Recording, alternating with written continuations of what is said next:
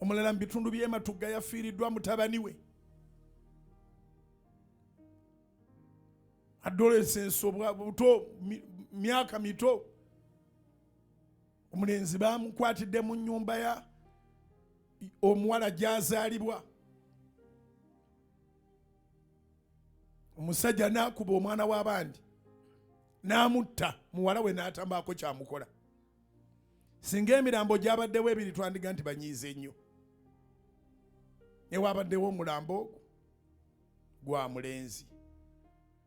Yagenza okusanga omulenzi mu nnyumba, ndulu ye yamuleese nga buli omuwala akuba endulu bamukwata.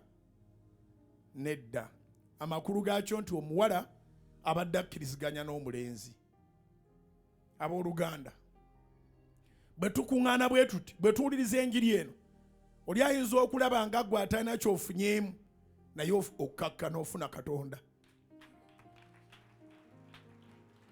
Omutima bwe guba tegulina Katonda osobola okukola n'ekisingaawo.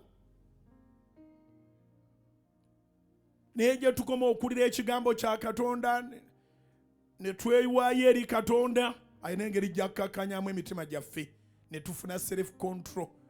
Twandibadde babbi ffenna, tetulina byonna naye tetubba. Ku lwaki? Kubanga Katonda afuga. Twandibadde batemu ffenna naye tetutemula. Ku lwaki? Kubanga Katonda afuga. Kizibu nnyo okuga nti gwe tolina bakunyiiza. Gwe lwaki toyanukuza muliro? Musajja yasse omwana wa banne, kabeere ng'ensobi yabadde efaanagana etya. Yesu omukwatidde mu njuuyo. Ne bandibadde bendedde walala nga tebendedde mu njuuyo, era bandibadde bakoze obwenzi. Yadduse, naye munnange ne bw'obanga poliisi tekkutte, ekibi kyo kikugoberera.